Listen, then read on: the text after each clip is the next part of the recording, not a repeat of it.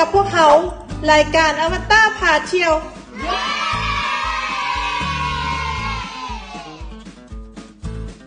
จุดเริ่มต้นของพวกเขาแมนยูที่ประตูไซเขาวงนำกันว่าหลังจากที่พวกเขากลับมาแบตเตอรี่ของพวกเขาจะอย่างเลือดเท่าใดไปกันเลย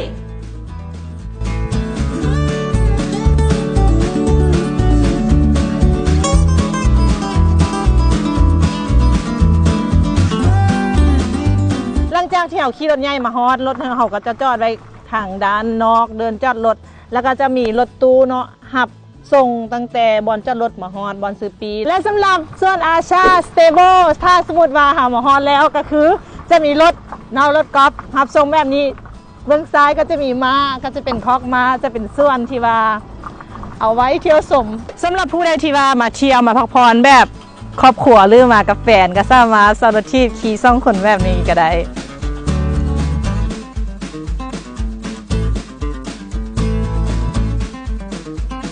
ตอนนี้เขาก็อยู่กับผู้รับผิดชอบห้องอาหารเนาะเดี๋ยวเขาไปท่านคนว่าทางห้องอาหารเพิ่นให้บริการยังเดเนาะอันนี้ก็คือจะเป็นเครื่องดื่มที่ว่าเขาแลกมาเนาะหลังจากที่เขาเข้ามาในรีสอร์ทเพิ่นเนาะเพิ่นจะมีค่าเข้าเนาะแล้วก็ค่าเข้าเป็นปีเนาะเขาสามารถแลกเครื่องดื่มไป1ปีได้1อย่างเนาะอยากรู้ว่าทางอาชารีสอร์ทตัวนี้ห้องอาหารนี้ให้บริการยังเดจะเป็นประเภทเค้กหรือว่าขนมมีอาหารแล้วก็เครื่องดื่มทุกประเภทเลยโดยสำหรับลูกค้าที่ซื้อฟรีเข้ามา1คนจะได้1เครื่องดื่มแล้วก็ถ้าลูกค้าเข้ามา10คนก็ได้10เครื่องดื่มเลยโดยในรีสอร์ทนี้นอกจากที่ว่าเขาให้บริการอาหารเครื่องดื่มเป็นคาเฟ่แบบนี้แล้วเขามีบริการตัวได้อีกบ่ที่พักบ่หรือว่าอย่างอื่นยังไงมีหลากหลายเลยลูกค้าเพราะว่าจะเป็นกิจกรรม1ก็คือพายเรือ2ก็คือขี่ม้า3ก็คือคาเฟ่แมว4ก็คือยิงธนูนอกจากนี้เขายังมีบริการที่พัก1คือเฮือนพัก1ชั้นแล้วก็พัก2ชั้นเริ่มต้นที่ราคา$140หาร$1802ก็คือจะเป็นโซนเต็นท์ก็คือมีหลายราคาเลยตั้งแต่ราคา350,000หรือ450,000ขึ้นไปจนฮอตเต็นท์ใหญ่แล้วก็อีกโซนพิเศษก็คือเป็นโซนตู้แก้วจะเป็นเงินตู้ขาวตัวนี้ราคาจะอยู่ที่950,000กีบต่อคืนนึงนอกจากนี้เขายังฟรีอาหารเช้านำฟรีกิจกรรม1 ปีด้วยสำหรับผู้ใดที่ว่าอยากมาพักผ่อนเนาะเป็นรีสอร์ทที่บริไก่จากนครหลวงเนาะอยู่ทางเมืองสั่งทองเนาะขี่มาประมาณ4หรือ50กิโลเมตร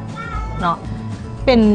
วิวแบบธรรมชาติงามยังฮู้ว่ารีสอร์ทนี้เปิดได้ดนมาได้ล่ะเขาเริ่มเปิด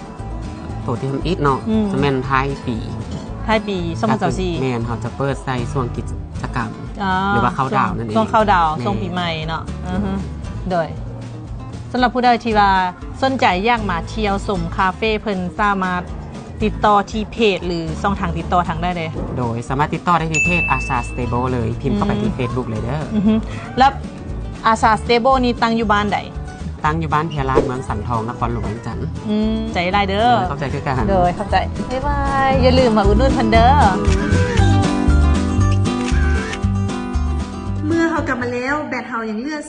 43% เขาแล่นไปกับ120กิโลลงเพียงแต่ 30% เท่านั้นถ้าคิดเป็นเงินแมน60,000กีบถ้าเทียบรถน้ำมันแมน